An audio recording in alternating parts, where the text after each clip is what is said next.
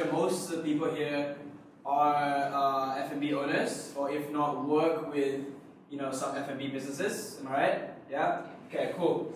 So before I dive into, I guess, the technical aspects, I want to start with who we are, because it's important for you guys to understand, who is actually giving you this information. How credible are we to actually give you this information? So at Stridec, we are all about helping brands amplify that brand presence. Okay, and we do this with a trial and tested method of attention marketing. And the framework allows F&B owners such as yourselves to establish domain through leadership, capture the attention of your target audience. Okay, and these are some of our partners that we are actually working with right now. As you can see on the right, we're certified Google partners, Shopify partners, and also MailChimp partners, which is an email marketing platform for those who don't know. So, we've been in the market for 20 years, and some of the Noble brands that we've worked with in the past, we've got the Noble, Decathlon, Bosch, Active-Fire. These are some of our biggest clients that are still with us to date. So just for your understanding. And here's what some of our customers have said over the course of the time that they've been with us. A lot of 5-star reviews. Unfortunately, 4.5-star review, but overall, good reviews across the board. And our 5S attention marketing framework. So this is kind of like the framework, the key pillars, as you will, that allow businesses, specifically F&Bs, to achieve their goals. And the 5 that you can see here are, number 1 is be specific. Crystallize your brand message. Be very clear who you're targeting, what your brand message is, right? Be sharing. Share bits of valuable content. It's all about what value do you give to your target audience, okay? Be starring. Run online and physical events that capture your audience's attention. Nowadays, with F&B, the main, I would say, pillar is community. Building a community along with your brand. And the best way to do that is through events. Online and offline events as well. Restaurant near me, vegetarian restaurant near me, dessert place near me, right? So you want to be able to rank number 1 on those Google searches, right? So when we implement this framework, these are some of the results that our clients have gotten so far. Over 40% of uplift in brand awareness and engagement on social media across Facebook, Instagram, Google, TikTok, and even LinkedIn as well. 30% conversion increase in their social media campaigns, whether that's getting more leads or sales for their business. And just to get into perspective of the numbers, for every dollar that someone spends, we are averaging out a $5.2 return on ad spend, right? So for every $1 they're putting in, they're getting 5 in return. So now that I have gone through the introduction, we're gonna go and talk into the details of Facebook ad campaigns and how you guys can apply them for your businesses, right? So, firstly, why is Facebook so important? Well, Facebook, and when I mean by Facebook, we're actually talking about Facebook, the actual app, right? And as you can see, in January 24, it's the biggest social media platform by far, okay, and has a monthly users of 3.5 billion people. So that's an insane amount of users every month that you can potentially tap into, okay? And when we've tested on Facebook and Instagram, typically the cost per click and the cost per result is a lot lower. And generally speaking, across all of the platforms that there are right now, it is it generates the highest return on investment. Is what we've seen. So there's been a shift in the mindset when it comes to Facebook's algorithm. I'm sure you guys all know Facebook changes every single day. Okay, the algorithms change constantly, right? What was okay in the past is completely shifted right now. Okay, in the past, IG favored aesthetics. The captions didn't matter as much. The main point for this one is that Facebook and Instagram, they like when brands build a community. They are all about connecting people together. So the better your brand can do that, the better your advertising will be on these platforms respectively, because they will favor your ads a lot more in comparison to others. Okay? So, the boosting disease. I don't know, I want to get a show of hands actually, who has clicked on the boosting feature on Facebook? Anyone? Okay, cool. So, the boosting disease. Why do we want to call out these kind of people? So basically, boosting is something, it's not advertising. Okay, boosting, you have no control over what you are doing with your ads. You're just basically saying, okay, here is my ad, we're going to show it to a bunch of people and hope for the best. There's no tracking, there's no data at all. And additionally, there is an additional 30% service charge for anyone that is using the boost feature, which people don't actually know about. It's a bit of a hidden thing that Facebook do. So you're effectively spending a lot more than you should with your ads. Okay? So that brings on to the next point. What are the building blocks of a successful campaign? So I want you guys to picture a Kuala Lapis. Everyone knows what Kuala Lapis is, right? We've got different layers. Okay? So we've got three main layers. Okay, the base layer is your campaign level. Okay, that's choosing the objective that best suits your results. So you have to sit down and ask, what is the objective that you want for your business? Whether it's sales, whether it's leads, whether it's more engagement on your social media platforms, those are all different objectives. Now you move on to the middle layer. That is your ad set layer. So that's choosing who you're going to target, where you're going to target, and most importantly, who and where you're going to target. Then you have the most glamorous layer, the layer that people see the most, and that's your ad creative. So choosing what content you're actually going to show them to achieve your objective. So throughout this masterclass, we're going to go through each of these layers in depth, so you guys have a better understanding on how these work, in conjunction with one another. So we're going to start with the campaign level. So what will be included here is the objectives and how they differ, the detailed targeting, audience, and location. So these are four really important elements that determine your campaign level. Okay. So this is something you're going to see in your Facebook Ads Manager. So I'm not so sure if you guys are familiar with the Facebook Ads Manager, but this is typically what you're going to see in the beginning when you choose, when you want to do a campaign. So as you can see, there's 1, 2, 3, 4, 5, 6 different campaign objectives that you can do. And the main thing I want to stress here is that Facebook ask, Facebook do. What I mean by that is, whatever you're asking Facebook to do, it will go out and find people that will match that objective. Their algorithm is so intense that they will be able to know who to put your ads in front of in respect to which campaign objective you're choosing. For example, if you want and say, hey, Facebook, I want more sales for my business, okay? It will go and actively find people who are most willing to buy from your online shop or your store or whatever, okay? Now, I've highlighted the 3 most important ones relevant for F&B businesses, the ones that we typically use for our clients. And the first one is awareness. So what is awareness?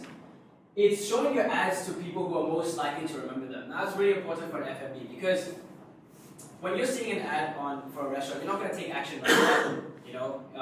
There's a lot of other external factors. So if you're going to show your ads to people who are going to remember them, the more you show them, the more likely they are to take action further down the road through retargeting and so on and so forth. Engagement. So a lot of F&Bs, obviously, they don't have an online booking system, or they just have a single shop. You want to get people to actually message to make bookings or whatever whatever the case is. So that's what we use engagement. Getting more messages, purchases through messaging, video views, post engagement, page likes, or event responses. So this kind of falls under the bracket of engagement. And the last one is sales. So again, pretty self-explanatory. Finding people likely to purchase your product or service. Okay. So now we're going to move on to the ad set level, which is the middle layer of the cake. Okay. So what's included here is your detailed targeting, your audiences, and your location. Okay. So it's just basically saying who you're going to target. Right. Now, if you're an F&B, obviously you're a local-based business. You're not going to target nationwide. Right? A lot of you are based in Subang, Bangsa, you want to target maybe a 10-kilometer radius, depending on your sphere of influence. Okay, let's be real. You try to get into the mind of your consumer. Are they willing to travel more than 10 kilometers to get to a restaurant? Probably not, unless you're a Michelin star restaurant that's serving something crazy, right? But 10-kilometer radius is probably what you're aiming for.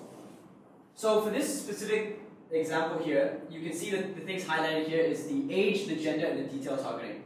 Okay, so the key takeaways here is that less is more.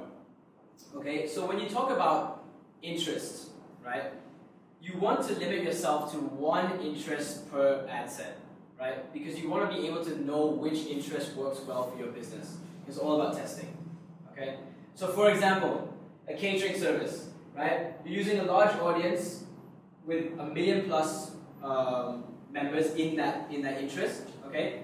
Another example could be online ordering and food service. These are all examples of interest relevant to a catering business, right? So for example, a dessert company would be, desserts, pastries, cake, donuts. Those are all interests that fall under your business. So you have to kind of brainstorm what interests fall under my business niche, okay? And again, the higher the audience, the cheaper your ads will be to deliver. That's just how Facebook's algorithm works. Okay. Now, you can do things like custom audience, okay, which is a very advanced, quite an advanced technique. So, custom audiences are really, really important when you're retargeting people. Okay, so Facebook, you're actually able to create custom audiences based on people that have viewed your Instagram, viewed a specific video, viewed your website, or even viewed been in your store. Okay, you can actually retarget those people in a separate ad, and convert them that way. Because it's easier to retarget and convert people who have already come in contact with your business in comparison to people who don't know anything about your business, right? So again, custom audiences can be used here, and I'm not going to go into detail on how you actually create the custom audiences because that's a bit too technical for today's sharing. This is more just an overview on how it actually works. Now, last bit is the location. So like I mentioned just now, if you're in an F&B restaurant, right, the main sphere of influence will be around 10 kilometers, 10 to 15 kilometers radius, right? So for example, right, depending on your geographical market, you can target countries, states, cities, or even specific areas or suburbs, right? So if you're a local business, it is recommended that you target a specific radius around your business. So as you can see here, we put Bangsa as an example. So we can actually do a 10-mile radius in Bangsa. So your ad will only show within a 10-mile radius of that specific location. So why is that really important? Because you don't want people from Penang or Johor or Kelantan to see your ads, because there's no point. They're not going to take action. Even though they're interested, they can't physically go there. It's not an e-commerce store. So we want to try and really know where your target market is and narrow down your audience size. Okay? So bring it all together. So how does it actually look when we bring that cake lapis together? We make it all together. So as you can see here, the color is very bad. I apologize. But there's also some colors there. But anyways, you have the campaign, which is the top of the bottom of your cake lapis. Okay. You have your ad sets, which is the interest that you're targeting. Like I mentioned before, you target one interest per ad set, right? So that's the middle layer of your campaign, and in the bottom layer is your ads. What are you showing your customers? Okay. So that's basically like how it's like a pyramid structure, basically, right? Now the ad creative level, arguably the most important level of I'll say in any campaign, okay? If you can create the best settings, you can make sure that your targeting is spot on, you can make sure that your ad copy and whatever is perfect, but if your visuals and your messaging is completely off, no one is going to take action. It's always important to remember that we are advertising to human beings, not robots. Okay, so we've got to get into the mind of your target consumer. Alright? So these are different ad creative examples, and I'm going to share a little bit about which business objective to use them with, and also how to use them. right? So let's start with video. So video is a very common ad creative that I'm sure a lot of you guys have seen before, okay? So where do we normally use videos? It's usually through brand awareness campaigns, okay? And why? They're a great way to showcase your restaurant, what you offer, the specific deals that you have, the specific foods that you offer as well. It's the best way because you're able to engage with the audience in a more effective way, right? Images, usually best for conversion, all right? They capture the attention, they tell compelling stories, and increase your user engagement. And also, it's easier when you want to get a client or a customer to do something, image is usually the best way to do that, okay? Carousel, which is a series of images or videos in one. We've put it under conversion and engagement. So why? Is also because if you're offering different flavors of a particular product, for example, right? Then, you know, having a carousel to showcase those different flavors would be a viable option. Similarly to if you're offering a set lunch meal, for example, you've got different sort of set lunches, you want to advertise them all together, that would be the best time to use a carousel. So basically, if you have a variation of one product, you would want to use carousel, right? Now the ad copy. So this is the writing element of the ad. Again, super important that every person, I've seen so many examples of people getting this wrong, is the clear and concise messaging. People usually think, oh, if you write a lot of ad copy, the longer, the better, the more descriptive. Actually, no. We've tested both. We've tested long ad copy, we've tested short ad copy. As long as your message is concise and clear, and it's answering all the pain points that your target consumer will have, your ad copy is considered effective. Okay? Engaging headlines. So you want to capture the attention with a compelling headline. You want to pose a question, right? You want to answer a particular pain point.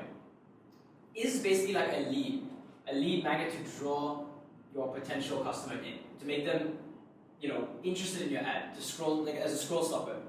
Because nowadays, people are consuming so much content on a daily basis. So we want people to stop on your ad and to read more. And this is how you do it. Okay?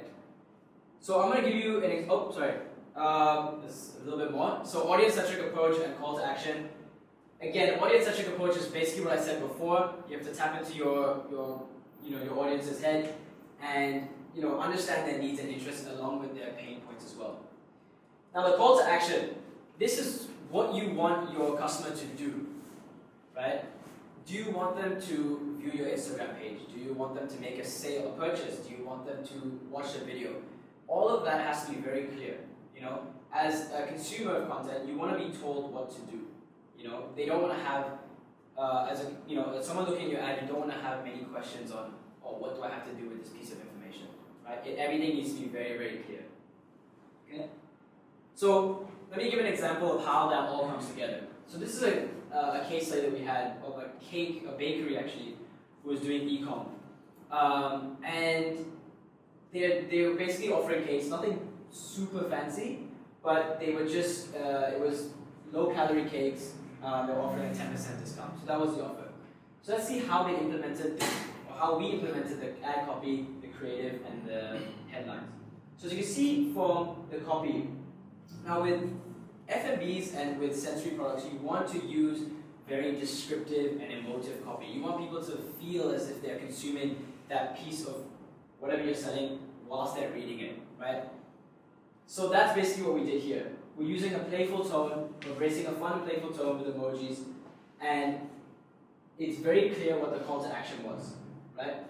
Our signature rainbow cake smothered in white chocolate, buttercream, frosting, and topped with fresh fruit. With the best bit, posing a question. There's only 150 calories, and we're currently offering a 10% discount, right?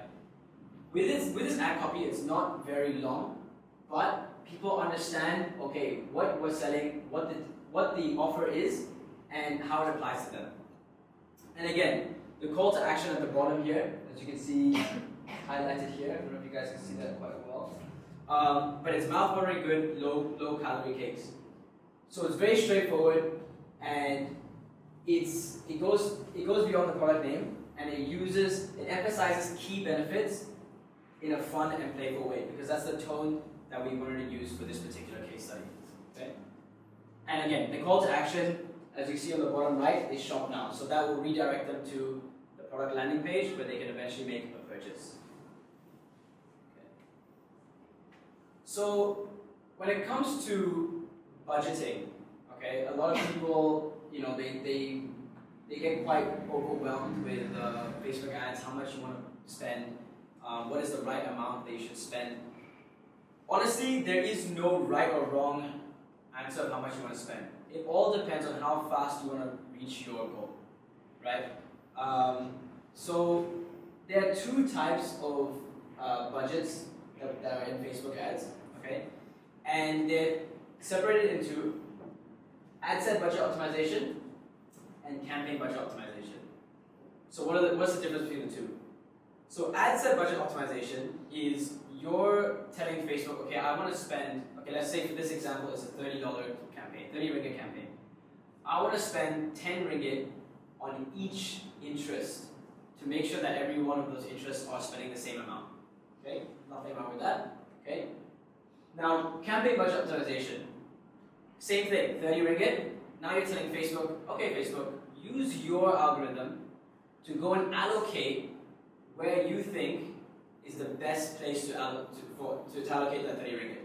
It could be 10 ringgit in one interest, it can be 20 ringgit in the other. It can be 30 ringgit in one interest and 0 in the others.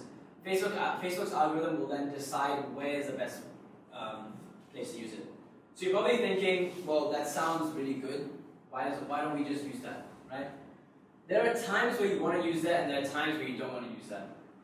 Now, personally, I think we like to start using ad set budget optimization in the beginning stages. If you are completely new to Facebook advertising, we recommend you use ad set budget optimization. Why? We want you to be able to test equally. We want you to have as much control over your campaign as possible in the beginning, so that you can collect enough data for then to progress to the next stage where you can use CBO. So CBO is really ideal for scaling your campaigns, right? So let's just say you've tested a numerous amount of interest. So I'm sorry, we can use the donut example again. So you know that donuts, pastries, and let's just say cakes are your top 3 interests. They're giving you really, really good sales, okay? Now you want to move to a CBO campaign. So you'll say, okay, Facebook, I'm going to now do a 100 ringgit campaign. These are my winning interests. You go and allocate where you think is best. So in summary, ad set budget optimization is usually used when you're testing, right? And campaign budget optimization is used when you are scaling, right? Because in Facebook advertising, it's all about testing what works, what doesn't work. There are going to be interests that are going to give you really poor results. They're going to give you interests that are going to give you really, really good results. That's just how it works. It's all about testing. Again, I just explained when to use them, so I'll skip to that. Now, that brings me on to my next topic, is optimizing campaigns. So, when you launch a campaign, you don't just set it and leave it and just hope for the best. That would be really cool if we did, but unfortunately not. The good thing about Facebook advertising when done right is all about data. How can you set up your campaign so that you can monitor it very closely so that you're not wasting any of your ad budget? Okay? So the first bit is arranging your columns. Again, I apologize for the screen, it's not clear on my laptop. But this is it looks a bit overwhelming, but this is basically what your back end of your Facebook ad manager is going to look like. So this is one campaign. So as you can see here, the ad set is the different interests, the middle layer of the cake lapis, okay? And here you want to arrange your columns as results, reach, impressions, cost per result, your click-through rate, which is basically how many people are actually, what's the cost of people actually clicking your ad, specific links in your ad, your cost per click, what is the cost of people actually clicking on any part of your ad, whether that's your Instagram, your profile, your call to action, or just your picture, and your cost per 1,000 impressions. basically, yeah, it's pretty explanatory. How much are you spending for people for 1,000 impressions of your ad? Okay, these are the main metrics that you want to set up, and I'm going to explain why in just a second. Okay, so in a Facebook campaign, you should always let a campaign run for 7 days minimum before you touch anything. Now, it's really, really important that I stress that because it's, I guess, a common thing that we've seen is that when people set a Facebook campaign and it's not going as what they planned, they tend to change it, and they tend to change it every day, right? Unfortunately, that's not correct because Facebook's algorithm will then have to relearn everything, and you're almost pressing that reset button. So you need to give Facebook an ample amount of time before you make any strategic decisions. So let's say the 7th day has come. What are your triggers? How do you make changes based on data? So as I mentioned, the high click-through rate, meaning is it really expensive for people to actually click on a call to action on your ad? And also, is your cost per result really high, right? That is a trigger that your ad creative is the problem. That means whatever you're showing your consumer is not engaging enough. You're not speaking to them, or the offer is just not as good. Okay. The second one, high cost per 1,000 impressions. Okay, and also a high cost per result. You need to work on the better audience. You're not targeting the right people, right? High cost per result, but you've got good cost per result. So you high cost per result, but you've got a click-through rate and CPM. Your offer is not good enough. So you got to work on a more incentive offer to drive traffic. Now, the best practice, before even launching a campaign, is that if your offer is good and your creative is good, that is, you're already halfway there. Because no matter how well you design your ads, no matter how aesthetic you make it be, your ad copy can be the most creative ad copy there is. But if your offer is not as good as your competitors, people will simply just not buy. So that is a very, very important thing I want to stress here. Okay. So now let's go on to some of the strategies. I guess that's what a lot of people are here, to learn is like some of the best strategies for F&B businesses, some that we practice for all of our clients right now. Okay. So the first thing is I'm actually going to run through some promotional strategies that have worked really well. And also the two-funnel system, which is actually the main overarching strategy that we use to generate the results that we have generated for clients. So effective strategies that work, that we've tested, trial and tested, okay, is highlight your unique selling points. If you have a really, really unique product in the market, like a cake with gold chili flakes infused in it, it's so wacky that you're just going to want to try it, no matter what the price is, right? So if you have a unique selling point, that is your angle that you need to focus on. Similarly, loyalty programs. Okay, there's one thing about getting new customers. How are you going to nurture them to become repeat customers again and again, right? Offering things like discount codes, being part of a membership program. Things like this work super well. Subscriptions as well, right? BOGO. Buy X, get Y free. Now this is something that's so simple but works incredibly well. Let's just say you're buying a set meal. You're buying a set meal and you're getting 2 free desserts, or you're buying a set meal and you get 50% off your next meal at Dunga Cafe. Something like that, right? It works ridiculously well because you're giving your customers more value. Right? It works so much better than just giving a percentage off. A lot of people think, okay, I'm going to give 50% off on my cakes today. It's not as incentivizing as if you were to give something else for free, for instance. Perceived value. So let me dive into the two-funnel strategy and what it actually is and how you can implement it. So the first thing that we normally do, the first campaign that we run, is a brand awareness campaign. Alright? Now, cold audiences are brought into your social media, right, to better understand your business. Okay? Now, I like to use this analogy quite a lot. Marketing is like meeting a girl in a bar or restaurant. You don't go up to them and ask them to marry you straight away, right? But you have to work your way through it. You know, you work your way through it. You show them what your unique selling points are. You go on a couple of dates first, then only you ask them, right? Marketing is the same thing. You don't go and say, hey, this is my product or this is my service, come and buy it, right? It's a process. So that's why we start always with a brand awareness campaign. The why, the who you are. You're answering all the 5 questions, right? And it should always answer exactly who you are, what your product or service is, and how it can benefit the target audience. How does it achieve some of the pain points that they're having? Now, after that, they'll go through a consideration process, okay? So they'll view your social media, your website, and understand how their pain points are addressed.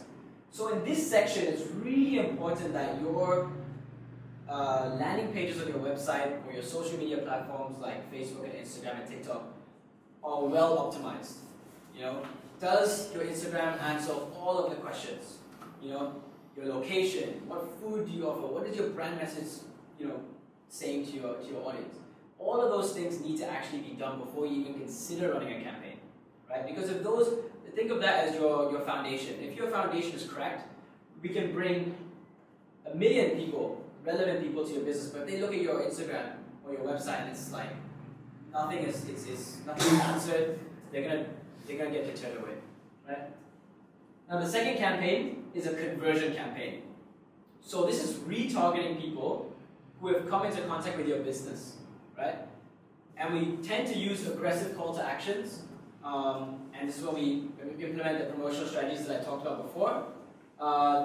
Things like free consultations, discount codes, the BOGO technique, all those things come in the conversion campaign. So that is basically what's pulling people to your business, right? Now, a lot of people think it's challenging to advertise for FMBs because it's all about push marketing. Push marketing is getting your brand out there, but there's no way of tracking how effective your campaigns are.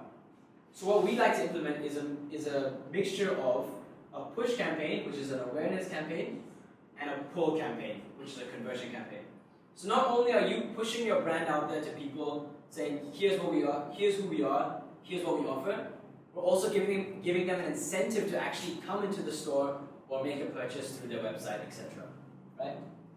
So that is the two-funnel system. Now, how has it worked with some of the case studies that we've had? Now, I'm going to go through 2 of our case studies. 2 restaurants with different objectives, Bike Club and Berry Thai. I'm not too sure if you guys know these restaurants, but if you do, that's great.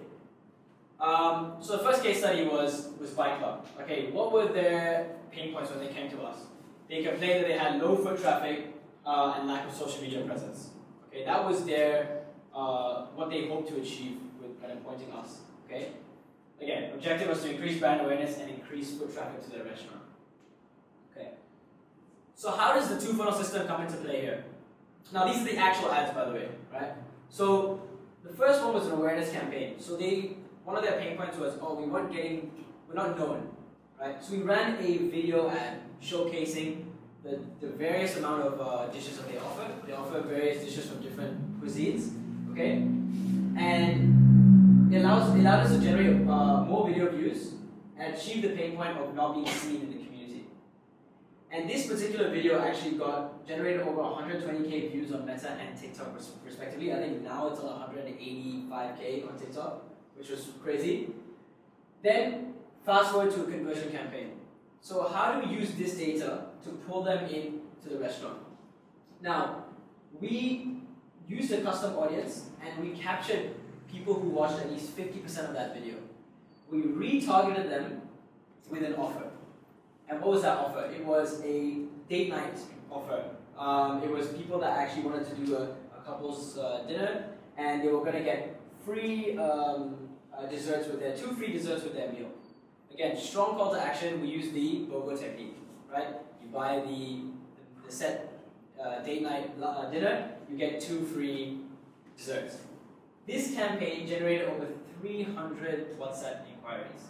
Within those 300, 45% of them reserved tables for this campaign. And this campaign is still ongoing till this day, right? And the second case study is very Thai. It's a Thai restaurant. They've got 2 locations, one in Sunway Geo and one in the Saleh Mall. Yes? Sunway Geo, yeah. Sunway Geo and Saleh Mall. Again, the pain points are very similar. You can kind of see the trend of the pain points that a lot of F&Bs are having. Right? Low foot traffic and lack of social media presence. Okay? Again, the objective was to increase brand awareness and increase foot traffic to their restaurant. How do we do that?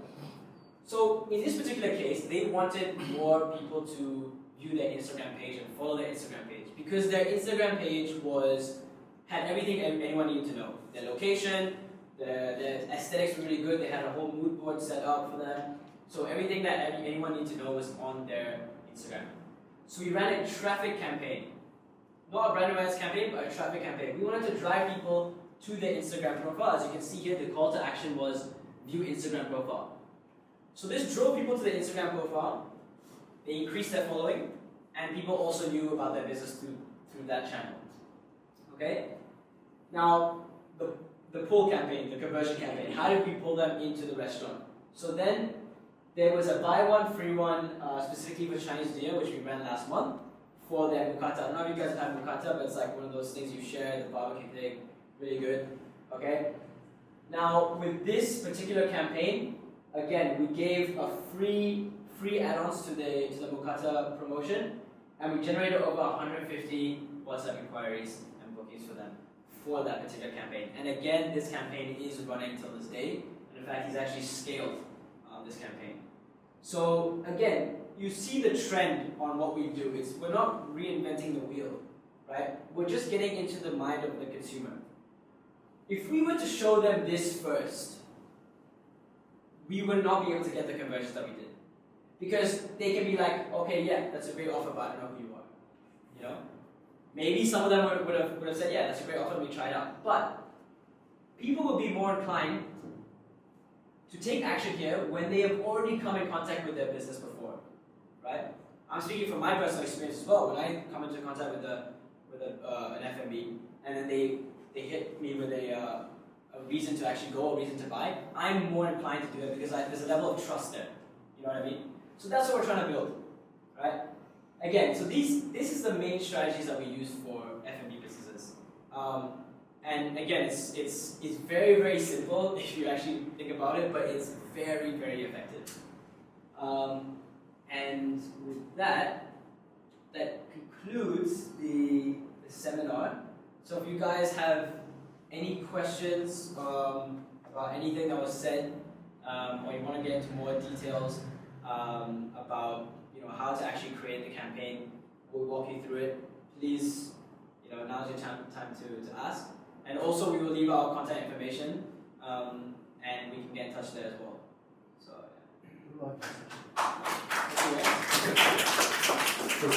yeah. The range you said 10 kilometers. What's the impact? I mean, why not put 20? Okay, so it's a good question. You can do 20, right? Again, it's all about testing. So we usually start with a 10 to 15 kilometer radius because we think that it's more of how far are you willing to drive to go to a particular restaurant or to try something.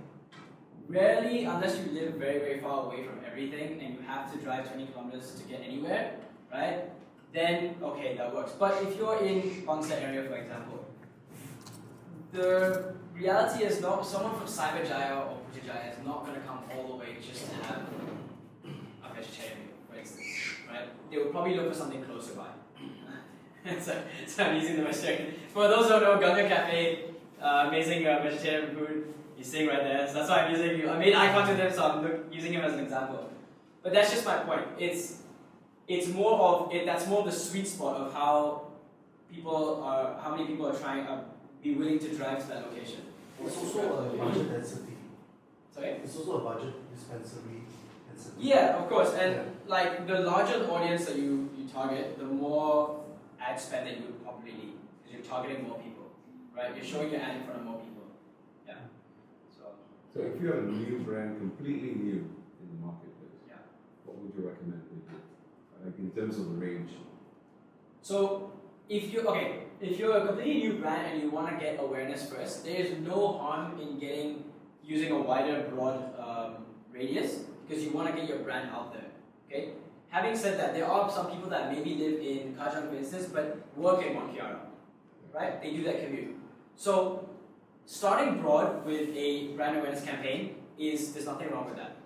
When we're talking about conversion, that's when we then narrow down and work within a smaller radius.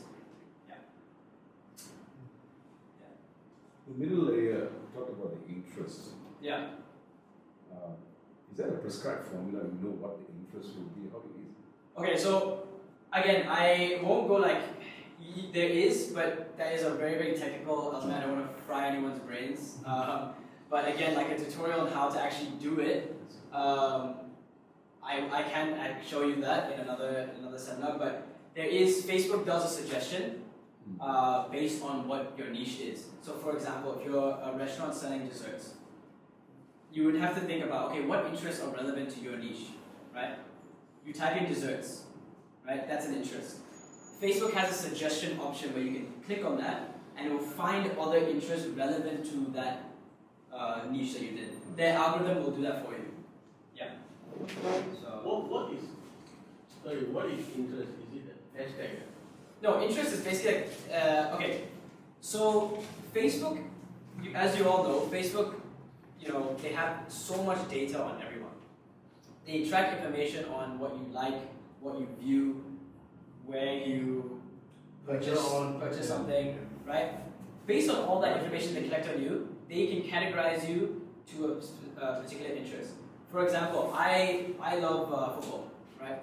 A lot of my content is football-related stuff. So naturally, I will get sports or football-related ads or content in my feed. So it works that way. Facebook and Instagram know what you're consuming, and they will show your ad or the ad that you set to the people that would most likely be able to understand it. Can you go to your 5th or 6th slide? 5th slide. Do you remember which slide exactly? Interest. Interest. Can I get one interest 1, 2, 3 or add 1, 2, 3? This one. So Yeah. this is what is this? Okay. Add 1, 2, 3 is one. So interest 1, interest 2, interest 3, interest 4. Okay, so these are all individual interests. So I'm so sorry, the projector is, it's not clear, but it's very clear on my thing. So these interests are what I mentioned before. Desserts, pastries, whatever. If you're a dessert company, for example. Can you zoom it? Just zoom one of it. no, unfortunately not. This is already zoomed. Okay. I can see from here. Yeah? Okay. Sorry. I can't see. So, Now you're showing off. Behind me also can see. I know you can't see the shape. so the interests are basically like what I mentioned is the interests that are relevant to your business. For example, vegetarian food. Okay, vegetarian food would actually be a interest. Indian food would be another interest. Okay. So what is 1, 2, 3, 4 and add 1, 2, 3? What Okay. do you mean by this? So when this you picture? so when I meant here, right? Less is more. Try and use one interest per ad set, right? Okay, so then we fast forward here.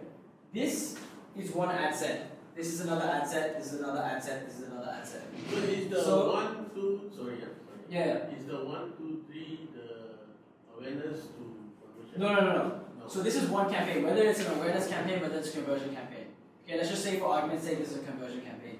Why do we structure it like this? Okay, we highlight individual interests. We just use 4 as an example. Okay, 4 is usually the sweet spot. Your question is why are there like 3 ads here, right? No, my question is, in this chart that I'm seeing, Yeah. are we going to do 12 ads or 3 ads? So it's 3 ads, but they're the same 3 ads for different interests. Um, So, yeah, bring it to my next point. So, you're targeting different interests with the same ads because you want to identify which interest works best for you. And the reason why we do more than one ad, thank you for picking this up actually, yeah. So, the reason why we do more than one ad is because we want to test the different creatives because different people respond differently to different stimuluses. So, one ad can be a video, one ad can be an image, one ad can be a carousel. Your whole idea is to test which one works best. So but then at the end of the campaign, you can see which interest. Okay, you can work by layer. which interest performed the best? Okay, interest 2, Indian food worked the best. Now we go even deeper. Which ad did the best? Was it the video ad that we did that showcased Ganga's food? Was it a still image just for maybe in an event space in the top of Ganga? Or was it a carousel showing like the different set lunches that you guys had? So you can identify which one works best. That's why we do it this way. So we're able to see not only which interests work well, but which ad also work well too. Yeah. I hope that answers your... I've got a question. Yeah. for you. Yeah. Now, let's say you've got a restaurant, yeah? Yeah. And inside your restaurant, you've got a bar section, Okay. and then Yeah. you've also got another section as well. Yeah. And let's say your supplier calls you and says, okay, look, we're going to give you, let's say this certain product to you for a very good discounted price. And obviously, as a store, you want to be able to make a higher profit margin because you're buying it cheaper. Yeah. So when you're running ads, can you run ads in a separate way where it's like, oh, okay, so I can still gain attraction from my bar section, but let's say my sushi's my fish supplies, like you're getting tuna for cheap this week. Yeah. How can you do that? Or do you, like on Facebook, can you have different sections to be able to target different audiences? Yeah. So in that case, if you have a bar and a sushi section, Yeah. I'd have a completely separate campaign for a bar Yeah. and a completely separate campaign. What for a happens with the algorithm? That's what So would it be split or would it be connected? it would be split. Oh, that's good. It would be split. Yeah, because it will recognize that you have a bar section and a sushi section. Okay, so I can, let's say if I was to run 4 ads, Yeah. like 4 different sections, Right. yeah, and run 4 different ads, I can target, let's say, if I'm going 100 different types of people, 200, 300, 400, will all get split, but it won't mix and match. So this is just a structure, okay? Yeah. So I would have this structure for your bar. Let's just say for your bar, Yeah, your interest would be anything related to a bar. yeah, Whether it's beer, whether it's wine, whether it's nightlife, whatever, those are interests. Yeah. Your ads have to all be related to that bar. Okay. Everything has to be related to that bar. Your messaging, your ad copy has to all be related to the so bar. you fine tune it after your ads. So you can go specific different styles, Yeah, but you just fine tune them. exactly. So you would have one campaign Yeah. for your bar. Yeah. And you have the same structure campaign for your sushi restaurant, Yeah. your sushi side. So for your sushi side, it won't be anything to do with the bar. It'll be everything related to Japanese food, fish, all that stuff. And then your ads will all be related to sushi. Yeah. So your brand messaging and your ads all have to be really clear to what section you're Okay. in. Yeah. It's a good question. Yeah, because we do have a few clients that offer many things. Yeah. And the thing is, we don't like to get a bit too messy with our ads. Yeah. We like to highlight one element and focus on that first. Yeah. So the more ads you run, it does get a little bit messy. So for example, if you were telling me, well, the bar is actually giving me the best return on ad or investment, I would start with the bar. Yeah. We do the bar, right? So yeah, that would be my advice. Yeah. But there's no issue running two campaigns. Is this interest 1, 2, 3, 4, right? Yeah. Is this an example of a succession of ads or is this one? This is campaign? one campaign. So one campaign you will have 4 interests running at the same time. You'll have 3 ads running at the same time for each interest. Yeah. So it's like a So there are 4 interests, right? Mm-hmm. So for example, if we figure out interest 2 and interest 3 are the ones that are running really well, Yeah. and one of them is like an image ad. Yeah. The other one is interest 2 is carousel, right? Yeah. So if we figure out and we can pinpoint that, right? Do we Yeah. then eliminate the 2 other interests and Yes. then focus on? Yes, correct. Okay. But you have to give it enough time for Facebook for you to make that decision. So like I mentioned before, don't do anything before 7 days. Right. So when you come 7 days, then you can come back and you can see, oh, okay, well, interest 2, interest 3 did well. All right, great. Now, which ads perform really well? Yeah. Okay. Then you can highlight those ads, keep them running, and just turn off the rest. Okay. So sorry, that would be the CEO, right? No, that's for budgets. So that will move on. So once you highlight your winning interest and you run a campaign for at least a month, okay, then you'll be qualified to go to a CBO, and you only run it with the interest that did really well. So, yeah. Sorry, so let's say for interest 2, the image 1 is doing really well. So do you only run for interest the image 1? Yeah, and so what you can do is to even go further is that you can highlight the elements of why image 2 did really well, and you can then create images similar to that, because clearly that's what. They basically expand on it. Yeah. So we've, for example, with this particular client, we have highlighted that okay, a particular video did really well. Why did it do really well? We analyzed the different frames, what was showing, and we just replicated it. Obviously different, but same structure. If that makes sense.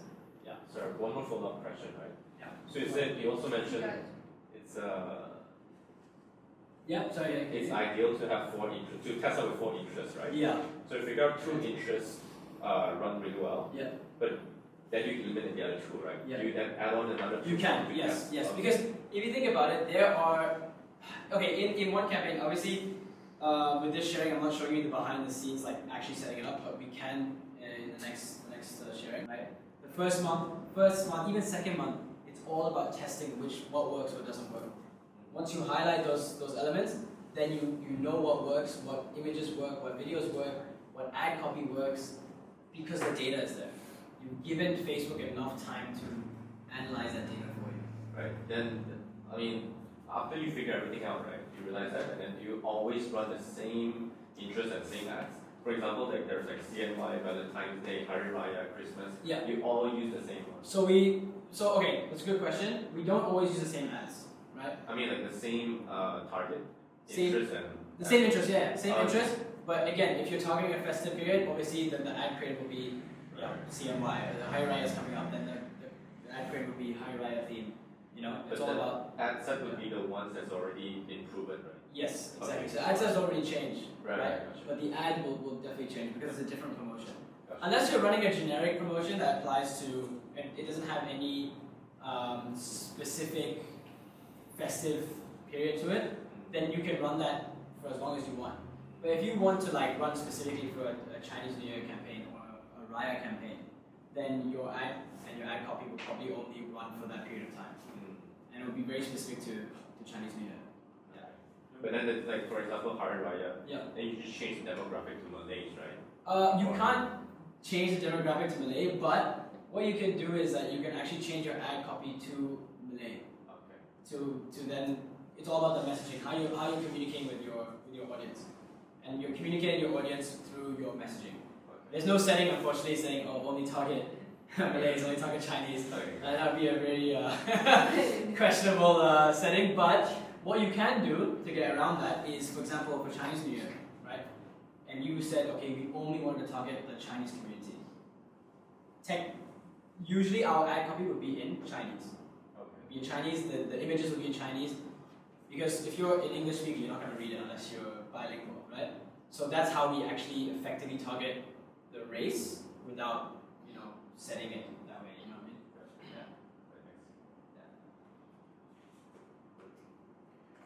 I mean? Yeah. The ad, the creative itself, right? Yeah. How long is a creative before it doesn't become fresh? You have to change the creative. Oh, okay. So yes, typically there is something called ad fatigue. Again, it's a very technical element that we didn't get into today. But ad fatigue does happen. That is why you should be always refreshing your ads. There's no specific time frame, but there is a way to actually set or to check the frequency of how many people are viewing your ads. So if your target market is viewing your ads more than 4 times in a week, then it's going to be counterintuitive. They're going to be so sick of you that they're not going to ever want to show up or even take action. So there is it's a very technical thing, but there is a certain number, a frequency that once you hit that number, you should always just be refreshing ads. But as a common practice, every month you should be refreshing your creatives, right? Again, highlighting what works. For example, that image worked really well. Okay, the next month we create new images, new content, using the same elements that work really well. So it's just a good common practice to always, every month, every 1 or 2 months, change your ad creatives really well. Yeah. So you generally I think your battery is dead. No, Yeah, sorry, continue. You generally,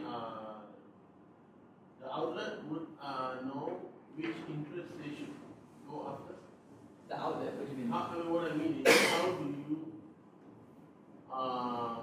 help the outlet, like a cafe, to zero in on which interest they should? Okay, so that's where actually you would have to come in. The person setting up, or let's just say us, who are handling your account. We do a business analysis, okay, what are the relevant interests for your business, okay? So that could be vegetarian food, number one. North Indian food, as an example. Indian food in general, okay? So these are all like examples of interests that we can use as a start. Facebook will actually come up with suggestions based on some of the information you're giving it. So for example, I'm saying, okay, Facebook, this particular restaurant, like a cafe, is a vegetarian restaurant. That's my first interest. It has a suggestion column at the bottom where you can click on it and it actually filters suggestions based on the information you've given it. So it will be able to actually depict that for you. Yeah. And earlier you mentioned that post is a no-no. Sorry? Boost is Boost post. we tend to never use Boost ever. That's a waste of money. It's a waste of money. It's hands down just a waste of money. Yeah. Yeah. So it's because you have no way of tracking. So like how I mentioned before, how you're setting up the back end, the metrics. You can't track that with Boost. So you're spending 100 ringgit on a Boost post. You have no idea what is working and what's not working. You're just basically throwing money and hoping that it works. So by doing a structured campaign, you're able to minimize waste. So you're making sure that you're getting every value for what you're spending. So a structured campaign is an ad. Is what I just that interest and ads that you just saw just there. Which I'm not sure why it's not working now, but yeah, that's what a structured campaign typically looks like. What's the best way to adapt to the market? Because the consumers are always changing, like what they eat, and whenever the various statistics come out, it's always different. It's like the amount of land that was sold, the amount of beef, or how much the vegetables got sold. So what's like the best way that people could adapt to it? Because let's say the country's exporting out Okay. or something, and then the exports stop. So what ends up happening is there's more prices that are going up. So how can you adapt to that? Well, if you with adapt, your Facebook ad? well, if you're going to adapt to that, it's all about creating an incentive offer. Yeah. And As in like, let's say the trends are starting to change. Let's say people start to eat more vegetarian food. So well, that's when your business. How can you get in? That's like, not so much. Is there certain ways that you can find out through Facebook to be like, okay, so the buyers are starting to go to that. I could possibly bring that into my restaurant. Yes and no. Actually, that's more of a Google thing. You're able to actually get that information from Google. Because Google has this thing called keyword search and also Google Analytics, where you can actually see trends. Okay. When you talk about trends, when you talk about all this stuff, that's all Google. Okay. Right? So that's not on Facebook. Facebook is more based on interest and demographic, and Google's more based on trends and what people are actually searching. So Google probably more accurate. Not saying that Facebook doesn't have the capabilities, but what I mean by Facebook, I mean Facebook and Instagram, Meta, right? So, but Google would have a more accurate representation of that. And to answer the question, if the market is adapting, the business has to adapt with it too. Because if the business doesn't adapt to the market, the business is eventually going to die. Because it's sort of like right now, how wherever you go, there's no Coca-Cola. You know? Okay. So, and certain companies and stuff are going down, some people are coming up, you know? So it's sort of like that. So how can you, because obviously, let's say on TikTok or something like that, if the song's trending, everyone starts to put that song onto the video. And your stuff starts to come up too. So that again would be a Google thing. 100% Google. That would be Google would be the best way to actually look at that analytics, because they have data with graphs to show that specific thing that you're asking. Is there any specific websites you would say for this? There are tools that we can use. So it's more that question is beyond just Facebook. Unfortunately, that's like I mean, I do know obviously about the Google ads, but in Google itself, No, the statistics. Where's like the best place to look? On Google itself. Oh. Yeah, on Google backend, you can do that. Okay. I mean, again, Google, like Facebook, collects crazy ton of data. Google My Business, right? Sorry? Google My Business. Google My Business is it's a different thing. I mean, it's different to what Yeah. to what he's asking. Yeah. Yeah. But yeah. So Google, yeah, I mean, it's I mean, the next time we'll definitely have our Google specialist come and we'll talk about Google as well, because Google is another completely different platform because It takes longer. and Google's Yeah. it's an interesting practice because if you think about Facebook or talking about interest, you're putting your ad in front of people who might like what you're providing them. Whereas in Google, you're putting your ad in front of people who are actively searching for what they're doing.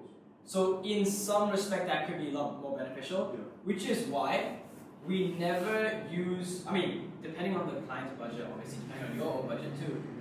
We never use one in isolation. We always use Google, Facebook, and even TikTok. TikTok's coming up right now, so we've also been implementing TikTok ads. So having these three makes you almost bulletproof, right? But again, it's completely up to how much you're willing to spend. A lot of people want a Ferrari with a Myvi budget. You know what I mean? So when it comes to the radius as well, you're saying like 10 to 15 miles or kilometers. Yeah. What do you think of, let's say, those food delivery services? What if you were to figure out your distance through them? Because those guys are really pumping the money. So if your distance is, because usually like for our food deliveries here, a lot of restaurants, they don't exceed a certain radius because the delivery cost is way too high. So when we did our research, that radius was 10 to 15 kilometers. But if you are an exception that has, okay, I'm delivering them myself, for instance, right? Let's say I'm a catering service and I don't mind driving 30 kilometers. Then 100%. You can extend the radius to 30. It's literally all about what your business is, what your objectives are, and what your capabilities are as a business as well, right? So again, if you're a catering service and you say, I'm actually using my own car to deliver it, great. You can target even the whole state if you wanted to. So it really depends. It's the, where do you see the market going? TikTok is going to eventually be the main driver of ads? So from what we've actually experienced so far, is that TikTok is great with engagement, as everyone knows. Me personally, I've saved like a lot of food places through TikTok. I'm sure you guys have as well. I mean, but in terms of conversion, I think Facebook or Meta is still better.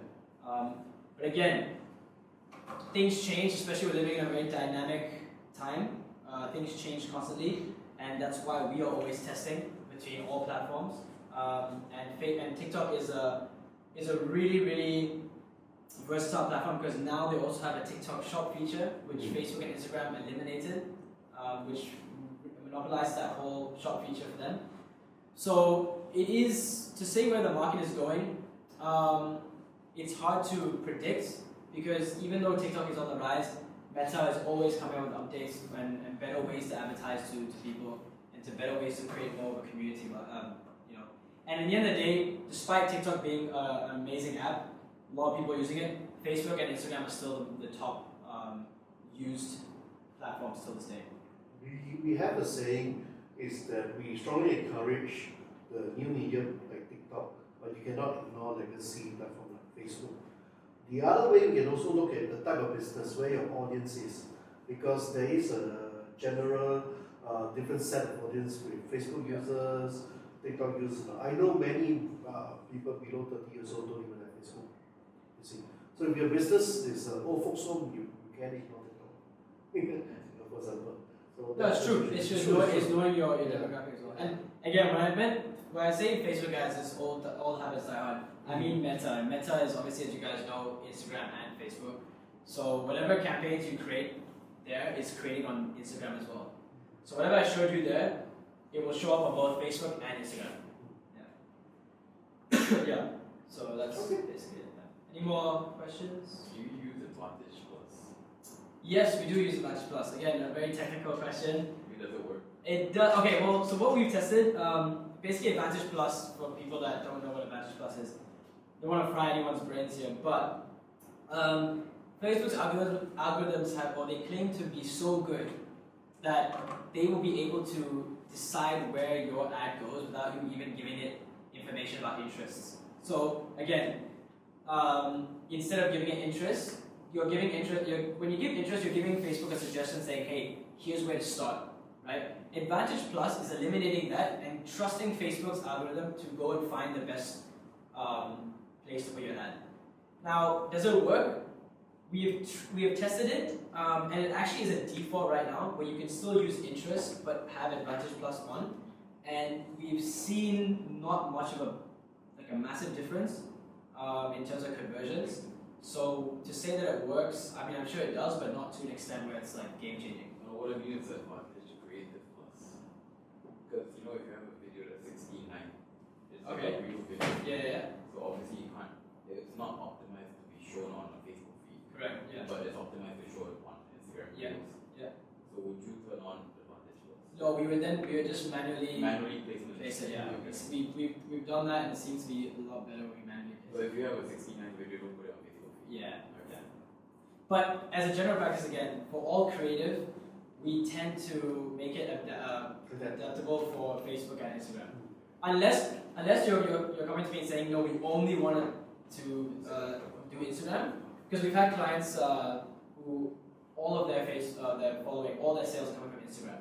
So we only optimize for Instagram. No, because like say if I just do videos and they're all like 16:9, Yeah. not square videos. Yeah. Square videos you can use them on Facebook feed, Yeah. Correct. Instagram Explore, everything. But for real 16:9 optimized for that, Yeah. can I still turn on advantage plus? You still can. Yeah. You can. Because there was just a video and all. Yeah. right? But I'm assuming most of your inquiries are coming from Instagram, correct? Yeah. Okay, so then I would suggest that don't fix what's not broken. Right? I would optimize Instagram only. Especially because I know your business, I know that most people will be searching for your business through Instagram and TikTok, respectively. So I would optimize for those two platforms. Okay. And then how about when it comes to retargeting? Yeah. Do you still need to put in the selected interest in? Or you can just select everyone because technically people have seen your page? Yeah, you can select when it comes to retargeting, you don't actually need to go with interest. You're retargeting people who have either watched the video, so for example, Be on your page and all, yeah. be on your page, be on your website. You can even retarget people on your customer list. So if you have in your shop a CSV file of all your customers that have come in the last 180 days, you can actually input that data into Facebook and retarget those people. Yeah, because what I'm doing now is I'm retargeting them for people who have seen my page, customer list, and all. But it comes to a section where they say you want to put your age range and all. No, so I would leave that completely blank. Right. Yeah, I would leave that completely blank because when you're retargeting, you don't want to narrow down even Yeah, more. that's right. So if you're retargeting, I would leave all of that stuff you just mentioned broad and just retarget the people who have watched your video. Because then people related to what you're at. Yes, yeah, exactly. But when you're talking about cold audiences and getting new people, then that's when you put the parameters of the interest and so on and so forth. Yeah. Can you do how can you do referrals on Facebook? Referrals. Like let's say, because obviously the number one way in order to get customers referrals. Yeah. Because if someone has a bad experience, they say to 5 people or 10 people. If they have a good experience, they say to 3. So we tend to do like customer reviews instead. So we actually use that as an ad itself. Okay. So when it, Is there like any way we could be like, oh, like very this is a hectic place, come here. yeah. Just through like sharing. Again, so that was when so the ads that you see like on the campaign itself, one of them can actually be a video of a customer feedback. So customer feedback is like your referral. It's like a referral. It's basically a referral. But if you want also referrals, Google reviews is probably number one. Yeah. Yeah. So Google reviews, having a general practice of when someone comes to your restaurant to have a QR code and say, hey guys, please make a review. Because again, people are gonna not only look at your Instagram, but they're also gonna cross-reference you with Google as well. So if you have really good reviews on Google and you've got good reviews on Facebook, Instagram, that's a win-win. Because like we went to a tea, we went and drank tea at a place, and the barber counter was like, what, 30% off if you share our post. Yeah. Yeah. Everyone in line did it. That's just a tactical. Yeah, it's a tactical thing. Everyone Yeah. in line did it though. So that's more of an operations thing. So Yeah. that's more of like when people are already coming into your business, your F&B, Yeah. how are your staff nurturing them so they can come again? Yeah. Because with Facebook ads and Google ads, you're only doing like actually 70% of the job. You're getting like 1 foot in. You're getting people to actually be interested in you and going to your restaurant. Getting them to come back and like being loyal customers, that's on how well your staff are, how well they train to actually get them back, to get them to do a review, to do all that stuff. So it is again a hand-in-hand thing. You know, we can get the traffic, but turning those traffic into loyal customers. House is bad. Exactly. If the foundation is not there, Yeah. it's not going to work. Chin, how do you know? Sorry, pardon my ignorance. How do you know who came and who saw your ad? Who came and who saw your ad? Who saw your ad? How do you know? Like you So said, you can actually. targeting. How do you know? Who Yeah. Again, it's a very technical. All the questions are like extremely technical things. So I'm not gonna go into like the thing, but it's a setting where basically like to retarget people, there's a custom audience section on Facebook. When you click custom audience section on your audience section on your ads manager, you can then choose a data source. So a data source is either your website. Sorry, never mind. What I meant was, Yeah. I mean, Facebook has a feature that keeps track of who. Of course, yeah. This Facebook one keeps is track there. of everything. I see. Everything. And then Yeah. he talked about 69 and something. What is that? That- There's That- a ratio. That's a ratio. A video ratio. So Showing 69. That's a different kind of ratio. That's a different kind. 16. 69, not 69. Different seminar. Different seminar. I thought I was Hey, you thought it's an offer. Different seminar. Yeah. okay. 16 and 9 it's a ratio. 16 and 9. Yeah, it's a real ratio. So when on Instagram you do, Instagram Reels, it's a video, so a rectangular space. Yeah. Whereas on Facebook, on a video, it's square. So it's a different ratio. So what his question was is optimizing for both Facebook and Instagram. So there is somewhere in Facebook where you can track who has come and seen Yes. your stuff. Yeah. Facebook has all that data, which is scary but useful as well. Yeah. Okay. Thank you. Alright, excellent. Thank you, everybody. I appreciate it. Yay.